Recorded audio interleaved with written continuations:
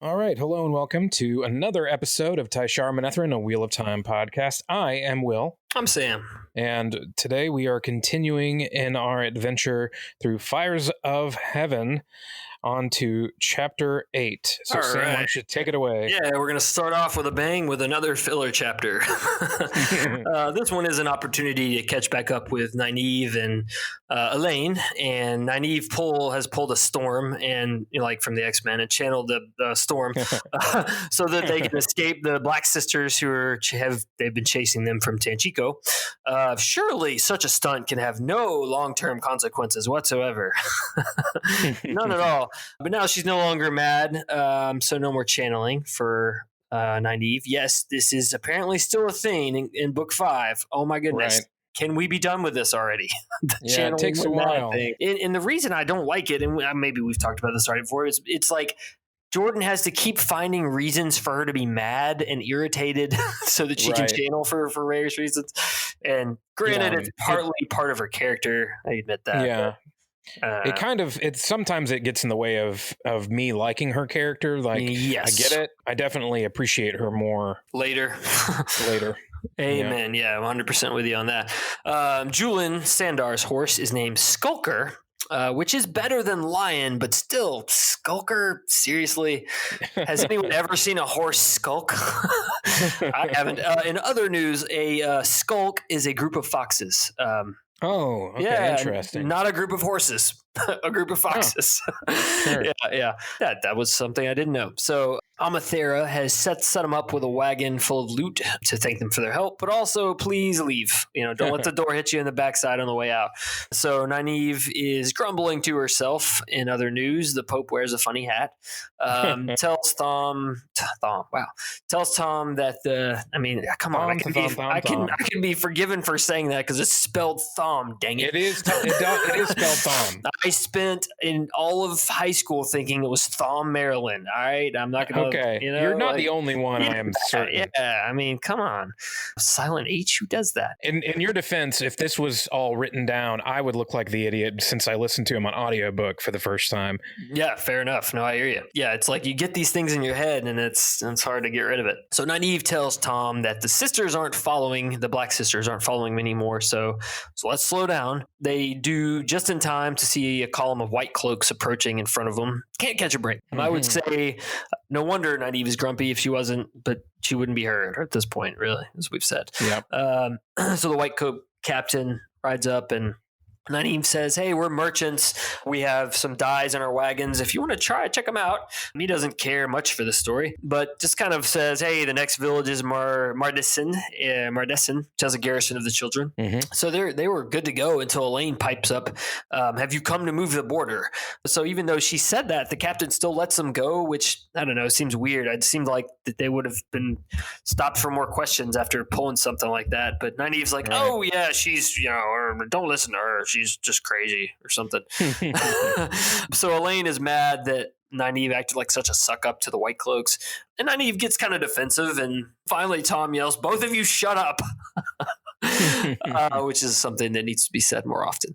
So in Mardessin, Nynaeve says they should get supplies and keep moving, but is overruled by everyone else who wants to stop because we've been going nonstop and my bottom hurts and I don't want to ride in the saddle anymore. So they camp out. They set up camp.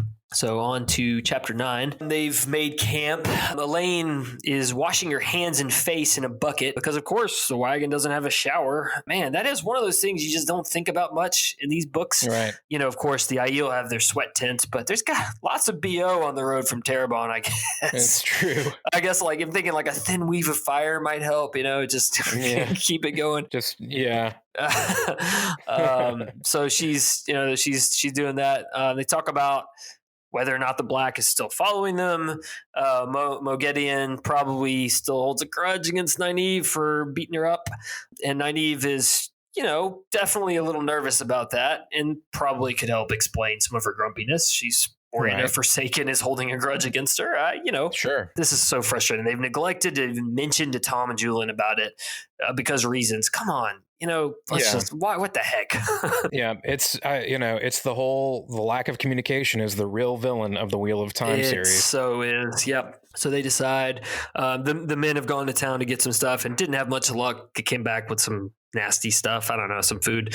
So the ladies go to town to buy vegetables, and Nynaeve takes the opportunity to get on to Elaine for flirting with Tom. Elaine blushes and gets pretty defensive, then tells Nynaeve about men's viewing regarding the sister wives, and which is just like, this is this weird thing. And then quotes Lenny, her nurse, "A man is a man on a throne or in a pigsty." Which I love all the Lenny quotes. So, saying Rand is probably checking out other ladies in the waist. So it's totally cool for her to have daddy issues with Tom. They make it to the city, or to the village, Mardesson, however you say that. Sad, seen better days, lots of abandoned buildings. So after shopping without much luck, Nynaeve sees some flowers hanging beside a door, which she knows is a sign of the yellow Aja eyes and ears. And it means that a person has an urgent message, urgent enough to sort of uncover herself to anyone that could recognize it. So she's like, hey, we should go in and check that out. They go in, and the seamstress introduces herself as Rond Macura. Rond? I don't know. Yeah, Rhonda. Rhonda makes sense. As soon as I said it, Rhonda. Okay. Rhonda Macura. Yeah, Rhonda Macura. Once again, E instead of an A. Come on, man. Yeah. Nynaeve gives a secret handshake or whatever. She says, I want to dress with yellow roses and no thorns because I don't heal very fast, which is a weird thing to say. Mm-hmm. But that apparently is enough to satisfy Rhonda. But she acts pretty weird about it. She's acting nervous, suspicious from the get-go. She's like, oh, come back to the kitchen. I don't want to talk here. Well, have some tea. And the message is, all sisters are welcome to return to the White Tower. And the tower must be whole and strong. And of course, Elaine and Nynaeve have no idea what that means because they haven't heard anything about the civil war at the tower or about Swan. Before they have any chance to wonder about it, they pass out because old Rhonda drugged them. Helped them. A little roofie into that tea. Rhonda helped him. Yep. This is just me thinking a lot. How often do these two find themselves in a similar sort of situation with like a seamstress or somebody who does herbs that takes them for a ride? Anyway. Right. Similar type of deal happens more. It's going to happen more too. Jeez. Yeah. Chapter 10, which is called Figs and Mice. First see the title, like how in the world is he going to work this title into this chapter? Sure enough, he does. Mm-hmm. So Elaine wakes up, realizes she's being carried upstairs by her ankles and shoulders, and then realizes she can't channel, which is our first encounter with Forkroot tea, minty fresh. Yeah, becomes very important. It does, yeah. It's like Jordan thought of this, and it's like, oh yeah, this will be useful for different situations. Yeah, very shortly after this, everybody suddenly knows about it. Right. Yeah, I think like Nynaeve tells Egwene about it, and of course at the end of this chapter, Rhonda sends a message to Elida, and maybe she mentions it there. I guess probably. Yeah, probably. Like, here's what I did, and I used Forkroot tea, and here's what Forkroot tea is, and here's the Wikipedia link. Elaine thinks of another Lenny proverb: a shoat squealing under a fence just attracts the fox when it should be trying to run. A shoat. It's a fun. I think that's like a weasel, maybe. Okay. I'm pretty sure. I just remember that from reading Brian Jacques' books. No, I'm thinking of a stoat. I don't know what a shoat is. I'm looking it up. A young hog. Yep. And a stoat, STOAT, it looks like a weasel. Yep, it is a weasel. Okay. That's a weird, like, what if they mated thing. Right. A stoat shoat. Like, a weasel pig. I'm here for it. Let's make it happen. Like an owl bear, but less threatening. Right. Or frog bear. Wasn't that what we decided the Grom are? Oh, yeah, exactly. Yeah. Very true.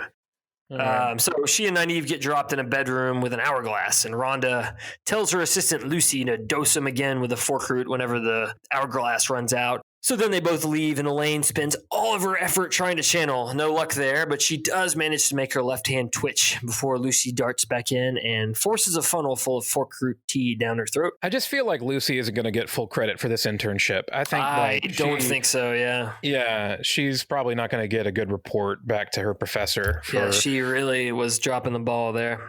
But then it doesn't matter because Tom shows up and helps him out. He threatens to whip Lucy if she moves a muscle, so Lucy's really not having a good day. It's not what she signed up for in seamstress class. Yep. And then as thanks, Nynaeve says, I thought I told you to stay with a wagon. Like, Nynaeve, she just saved you. What the heck? Why are you being like this? Golly. So Tom says Julian followed them to the town, and then when no one came back, Tom followed all of them. So then Julian comes in with Mistress Makura. First, she refuses to talk, so Nynaeve threatens to sick Julian on her. Julian is very enthusiastic and says, some rags to gag her until she's ready to talk, some cooking oil and salt. And then cackles a little bit. What the heck? Salt and cooking oil? Like, I love it. And then they ask him about what it was for, and he was like, "Oh, I have no idea," but they don't either. Exactly.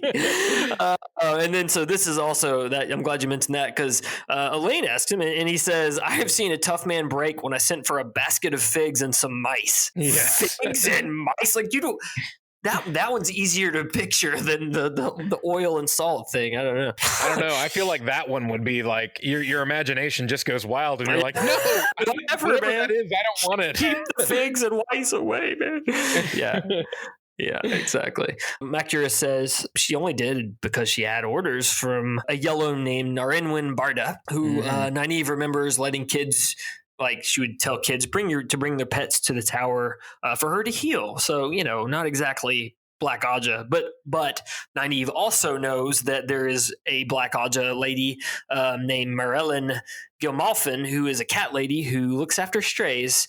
Anyway, it is pretty clear that Rhonda is not a dark friend, at least based on her responses. She, they're very adamant, like, I walk in the light. She's just a yellow Aja eyes and ears and had her orders.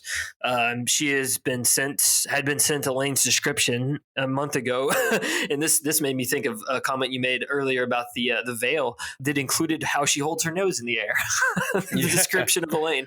So Rhonda knows that they're rogue accepted and was ordered to capture them by the Amyrlin herself. Of course, our lady heroes don't know that the Amyrlin's not Swan anymore, so they're like, what the heck, Swan? Jeez, you sent us to do this. Yeah. In a rare turn of events, Nynaeve thanks the men after I guess she feels bad for saying that to Tom. Right. She says, I begin to see why Aes Sedai have warders. Thank you very much. So then she finds some white hen pepper and says they can use it to dye their hair black so that they can change their story because they probably need to be less conspicuous. So they're going to be ladies in waiting, traveling with servants. Right. So then they head out, disguised as ladies. Rhonda gets free after they leave and sends a pigeon to Tarvala explaining what happened. Sends one pigeon west, another east. And then after she leaves, the dude who runs the pigeon coop found the message she wrote kind of like underneath the paper, like kind of bared down where she'd bored down, and sends another one in yet a third direction. How rude, man. You're not supposed to do that. So then chapter 11, and once again we have a fun chapter name. Yes. The 9 horse hitch. Yeah, if you Google this one, it'll trigger your content filter. Exactly. So I've been told. Yeah, I'm sure Swan would say the same. So we return to Swan, Lyanna, Men, and Logain, who have gotten to Lugard. Logain is still in charge, sort of ostensibly, of the travel, keeping the money, expect him to cook for him. Swan's like, I don't really care because I'm going to use him for my own means anyway, so he can think that he's in charge, and she doesn't mind. She's just as conniving as she ever was. Mm-hmm. So Lugard is capital of Murundi. Apparently is a dirty city in ill repair with unpaved streets, dusty, held together by a shoestring and a prayer. Nobody pays taxes. Right. They don't really listen to the king. So that's kind of sets the scene of where we are. It's kind of just a bit of a lawless place, it sounds like. Right. One fact we have reinforced here that continues to shock me is the ongoing adventures of Bella. Swan is riding Bella. It's like, man, what series of events brought us to the point where the stilled Amyrlin seat is riding this shaggy mare from the Two Rivers that she's far from home. Yes. Well, remind me at the end of this in the spoiler section, and we'll talk a little bit about one of the prevailing theories that anybody who's been in the fandom will have heard about regarding Bella. But I'm interested because I have not heard this theory. Yeah. Is Bella actually the chosen one? Something similar. Yes. Fair enough. We'll get to that. We will do that. Sounds good. So tells Lyanna that she should go practice her Domani feminine wiles on Dalin Logain as a distraction. So Swan says that, not Bella. She made it clear after we had our conversation here. So then walking down the street, so she sends her to do that so that she can go off on her mission. And walking down the street, Swan realizes she's attracting cat calls, wolf whistles, which is not exactly something Swan is used to. So I had a little snippet here that I wanted to read. Her own father would not have recognized her. She did not really look as she had as a young woman. The changes maturity had made were still there, but softened into youth. Coldly objective, she thought she might be somewhat prettier than she had been as a girl. Pretty was the best that had ever been said of her. Handsome had been the more usual compliment. Right. She could not connect that face to her, to Swan Sanche. Only inside, she's still the same. Her mind yet held all its knowledge. There in her head, she was still herself, which is, I thought, was good. A good summation of stilling and its effects of her on her anyway. Right, and both her appearance and mental state at this point, well summarized. Yeah, so goes to an inn, finds the innkeeper and says, I want a job singing. And so she's given this passcode because it's, this is the Blue Aja. But before she can finish giving the passcode, this innkeeper interrupts her and asks to see her legs, and I'm just kind of like playing it up. Finally takes her to the back. And so then we begin to see the skeleton of Swan's plan. Before being raised to the Amerlin, she ran the Blue Aja, eyes and ears, and still remembers all the contacts, all the passwords, the whole deal. So the innkeeper tells her the message, which is Salidara. Having read the books, that isn't really well described as a cipher. But then again, I guess the place in question wasn't exactly on the map at this point. So fair enough, I suppose. But it was a place that existed, I believe. I'm not sure about that. We get that more explained later, I think. So, she says it like it's a name, Sally Dara. And then, later it's actually not long after this, we do hear Solidar. Yeah, I think we can say that. Yeah, that's in this book. That's fine.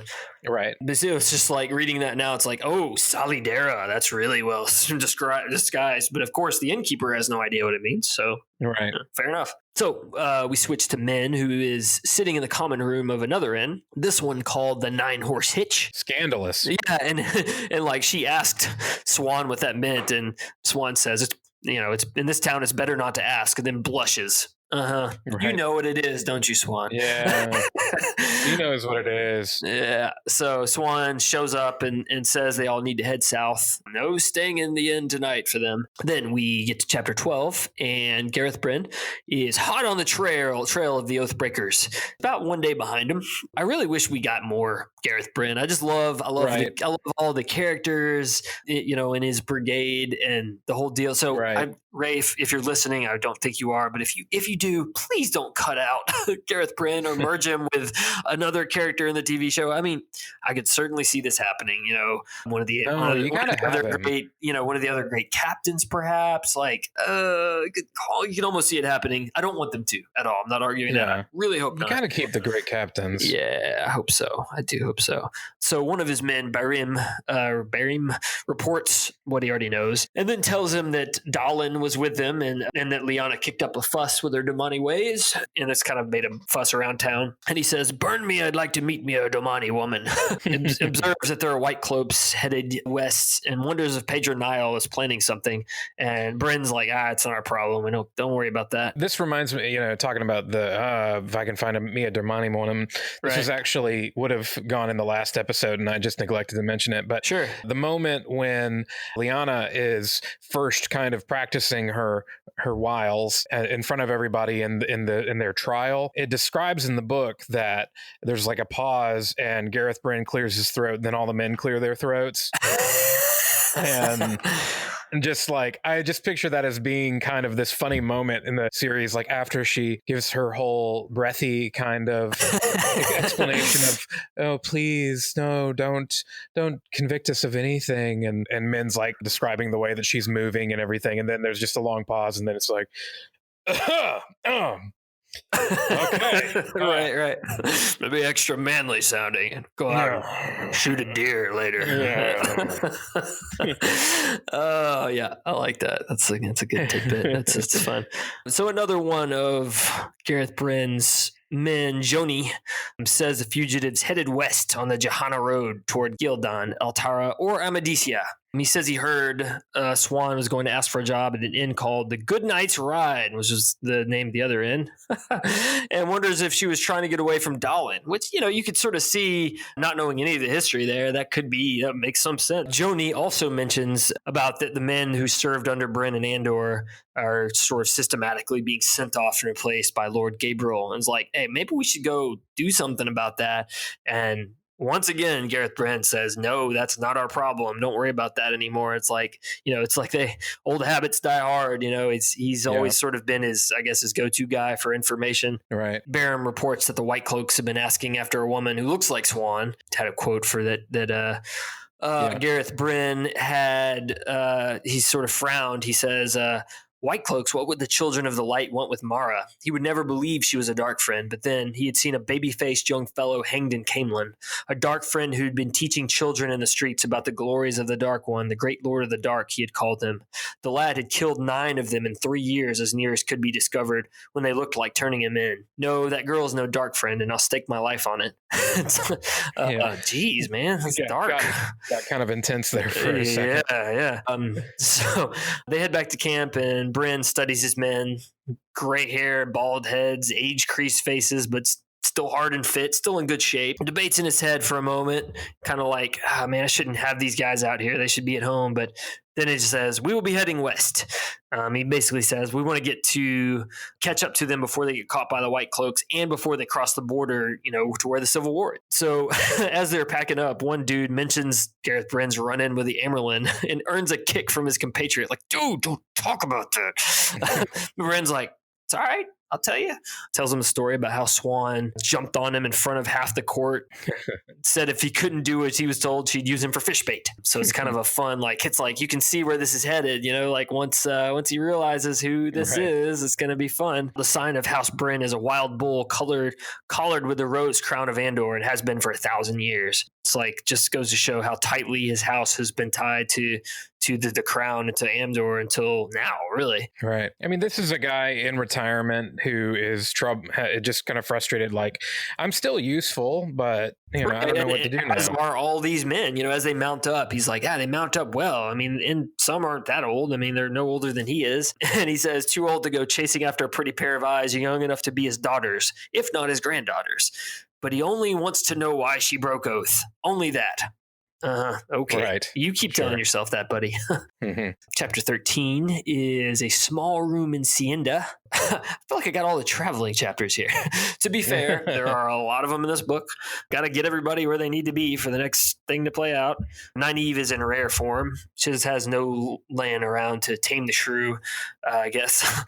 She's mad at Elaine, of course, because Elaine is playing the part of the lady and Nynaeve has to pretend to be her lady, her servant. Like, okay, yes, Elaine, I know you are a royal and you are going to be better at being a royal or being a lady and all that than Nynaeve ever was going to be, but you should have thought through this a little bit better. Right. This was just a bad idea to get from the get-go. Nynaeve was never going to do well with that. So the problem came up, though, when an innkeeper gives Elaine a private dining room and then lets Nynaeve serve her. Yeah, that was never going to end well. Yeah. But so they're pushing hard for Tar Valon, but Elaine makes the point that they have no idea what they'll find there. So probably be good to pump the brakes and just kind of figure that out, make a plan, because clearly something's changed. They don't know what. But then they come upon a traveling menagerie complete with lions, jugglers, exotic birds, men on stilts. I guess this makes the point so much this is a traveling book, but stuff keeps happening even as we're having lots of traveling going on. So we get introduced to Valen Luca, who apologizes for his giant boar horses that frighten their beasts. I want to see a giant boar horse real bad. Hope they get that. Right. Hope they get that done. Lucas says they're from Shara, which also had gigantic people twice the size of Ogier. He asked to perform for them, but Nynaeve's like, nah, I don't think so. Elaine gives her, her lady name, Lady Morellin of House Samared. She tells Nynaeve to give Luca something to help him out because they're falling on hard times. So Nynaeve tosses him a silver penny. Man, you're really being stingy. Maybe she didn't mean to be, you're rude, but she's just being stingy. But they're off again to the next village. See you, Val and Luca. I guess that's it. That's the end of you. We're not going to see you ever again. So then they get a room at the inn, which is called the Light of Truth. And there was another inn that had its door knocked in. So this was their only choice. we're in White Cloak country, it seems like. So after getting settled, Nynaeve takes this twisted stone to Angriel and is going to meet Egwene and tell her on Riot. So, and then Elaine asks her to pass a message to Rand to say that she loves him. It's like, ignore the last letter, I love you. Probably worried about him meeting some Aiel ladies. All right. Chapter 14, Meetings, so appropriately named. Nynaeve finds herself in the heart of the stone. Feels like she's being watched, and she is, by Birgitta, who says that Gaidal has been spun back out into the pattern. So is a baby somewhere, which is sort of fun. Yeah. This great big burly man turned into a baby. And she has seen a laundry list of the Forsaken at this point in the World of Dreams. Ravine, Samael, Grindel, Demandra, Cimarage. So Nynaeve's like, well, can you figure out what they're up to? And also, what's Moghedien doing? But she hasn't seen Moghedien. And so this little tidbit, a Moghedien in the Age of Legends was a tiny spider that spun its web in secret places, its bite poisonous enough to kill in heartbeats. Lovely. Oh, great. Yep. So she asked Birgitta to let her tell the others that they've been talking to her. And she's like, no, you got to keep your promise. Better not tell anybody. Then Birgitta just disappears. So I'll help you. I'll try to figure out what they're doing. And then she disappears. So Nynaeve has some time on her hands until Egwene shows up. So she decides to create a mirror and try on some scandalous Damani dresses just in time for Egwene to show up and say, what are you doing? So she's got the wise ones with her at this point. So they compare notes after Egwene tells Nynaeve that land's okay. Nynaeve tells Egwene they've reached Sienda about Rhonda Makura. Doesn't give the whole truth in front of the wise ones. So she's like, yeah, Rhonda tried to drug me, but of course I knew what it was going on. You know? Yeah. There's that whole totally. thing. Yeah, I had it all under control, you know. Egwene tells her about chasing the Shido to the Jangai Pass, mentions that Rand is bossing Moraine around, and so we have this fun little moment where Nynaeve's like, oh, what? He can't do that, even though she doesn't like Moraine. Just like doesn't like the idea of Rand bossing around. Right. So Melaine takes this opportunity once again to tell Nynaeve, you need to stop messing around in the world of dreams. It's not a joke. Nynaeve refuses, so the wise ones change her clothes to look like a little Aiel girl, like pigtails, the whole thing, and then disappear. That brings us to the end of chapter 14. A lot of these chapters were pretty short. A little bit of spoilery kind of stuff, so if you're not into spoilers, you can shut it off, join us next time. For one thing, you mentioned Gaidal Cain getting spun back out. There's a whole lot of discussion about who Gaidal Cain would be. Oh, wow. And I just assumed he was a baby somewhere, like, I don't know. Right. Well, and this is like... That's definitely the case. But there's some folks that are like, you know, because there's characters, I can't remember if it's like Grady or some Ashman later that mentions having had a baby, and some people think that was. But the popular theory that has been totally debunked, and yet people can't let it go, is that it's Oliver. Gotcha. I mean, that's kind of hilarious because you have this whole point of Gaidal Cain is ugly, and they do. That's true. Oliver is ugly. Ears and all, yeah. And I think people want it to be true regardless of whether, because I think somebody actually even asked Robert Jordan about it at one point, and he said no. I can picture him being like, "Oh, that would have been a good idea, but I didn't do that." Right. Yeah. So that was one thing. The other thing, we mentioned Bella. Okay. So let's do that. Yeah. So there's this whole fan theory about Bella being actually the creator. Okay. Yeah. If you're not familiar with this, it's awesome. And I mean, it is very thorough. There's like whole articles written about it. People have really gotten into it. People have asked Robert Jordan about it. And he, of course, was like caught off guard, but he was kind of like, I like it. You know, he was right. Love it. Just like, you know, Bella's like the chance to experience what's going on and be around. Exactly. And that Bella is like, you know, an agent for the light in that, affecting things in a very small way, present throughout the entire series, often during some important moments, not always, but in that, you know, she continues to exist. You know, there's a whole thing about it, and you can read more about it online. That's great. But yeah, I love that idea. Right. Yeah. Since you brought it up, I wanted to say I didn't want to. That's great. Didn't want to quite say it out there because then you know we can also go ahead and mention, you know, Bella does die later, and so I've forgotten that. Oh, I'm sad all over again. Oh yeah, it's the saddest death in the whole book. But I think at some point, I don't know if it was Harriet or if it was Sanderson, somebody confirmed like, oh, either Bella actually did survive, or she's a hero of the Horn now, so she Right. comes back. All right, well, be sure to join us next time. Visit our website at tsmpodcast.com, fill out our contact form, give us some feedback, tell us we suck. Go on to wherever you get your podcasts and give us a rating, a review, let us know how we're doing. And you can always contact us through social media, Podcast TSM on Twitter, on Instagram, and on Facebook. If you say something nice, we might give you a shout out on the podcast. So take advantage of all of those things. And until next time, Tai'Shar Manethrin.